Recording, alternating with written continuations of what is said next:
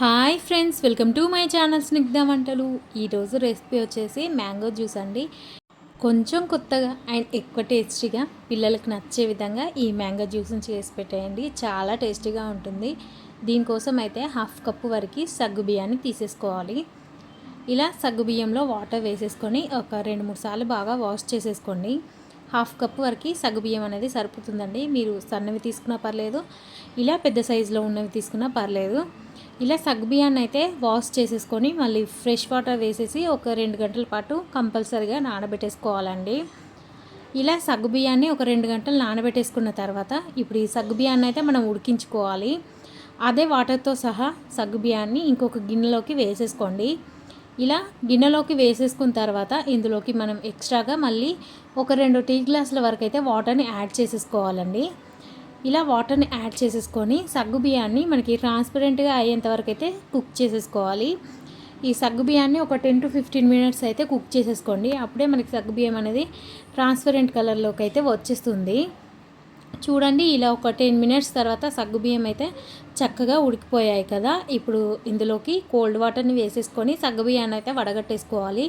ఇందులో extra water ఏమీ లేకుండా ఓన్లీ సగ్గుబియ్యాన్నే మనం తీసేసుకోవాలండి ఈ మ్యాంగో జ్యూస్ కోసం. ఇలా నేనైతే స్ట్రైనర్లో వేసి వడగట్టేసుకుంటున్నాను. చూడండి, సగ్గుబియ్యం అయితే ఇలా పర్ఫెక్ట్గా కుక్ అయిన తర్వాత ఇలా ఒక గిన్నెలోకి అయితే వేసేసుకోండి. ఇలా మొత్తం సగ్గుబియ్యాన్ని ఒక గిన్నెలోకి వేసేసుకోవాలి. ఇప్పుడు నేను ఈ జ్యూస్ కోసం 2 మ్యాంగోస్ అయితే తీసుకుంటున్నాను. ఇవి బాగా పండిన మ్యాంగోస్ అయితే తీసేసుకోండి.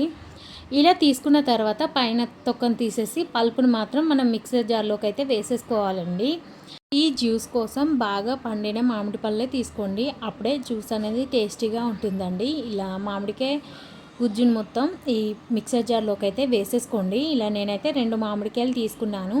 ఒకవేళ మీరు 3-4 తీసుకుంటే సగ్గుబియ్యం ఇంకొంచెం ఎక్కువగా వేసేసుకోండి.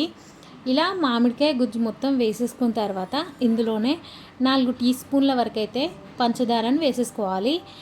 మీ దగ్గర కండెన్స్డ్ మిల్క్ ఉంటే పంచదార ప్లేస్లో కండెన్స్డ్ మిల్కే ఒక 2 టేబుల్ స్పూన్ల వరకు వేసేసుకోండి. మనకి జ్యూస్ అనేది మంచి థిక్ ఫామ్ అయితే వచ్చేస్తుంది. ఇప్పుడు ఇందులోనే కాచి చల్లార్చుకున్న 1 కప్పు వరకు పాలను వేసేసుకోవాలండి. ఇలా పాలు వేసేసుకొని మనం గ్రైండ్ చేసేసుకోవాలి. మధ్య మధ్యలో ఆపుతూ స్మూత్గా అయితే గ్రైండ్ చేసేసుకోండి. ఇప్పుడు మనం గ్రైండ్ చేసేసుకున్న తర్వాత సగ్గుబియ్యం వేసేసుకున్నాం కదా, ఆ గిన్నెలోకే మనం రెడీ చేసుకున్న జ్యూస్ని అయితే వేసేసుకోండి, మ్యాంగో జ్యూస్ని. ఇలా జ్యూస్ వేసేసుకున్న తర్వాత మొత్తం ఒకసారి కలిపేసుకోవాలి. మీకు నచ్చితే ఏదైనా డ్రై ఫ్రూట్స్ కూడా యాడ్ చేసేసుకోవచ్చు అండి, లేదంటే డైరెక్ట్గా ఇలానే సర్వ్ చేసేసుకోవచ్చు.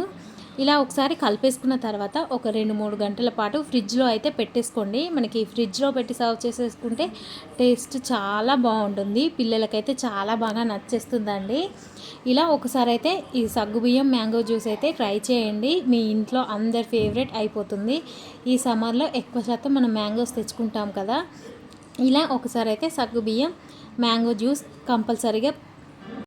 ఈ వీడియో నచ్చితే లైక్ చేయండి, షేర్ చేయండి, అలాగే నా ఛానల్ని సబ్స్క్రైబ్ చేయండి. Thank you for watching Snigdha వంటలు.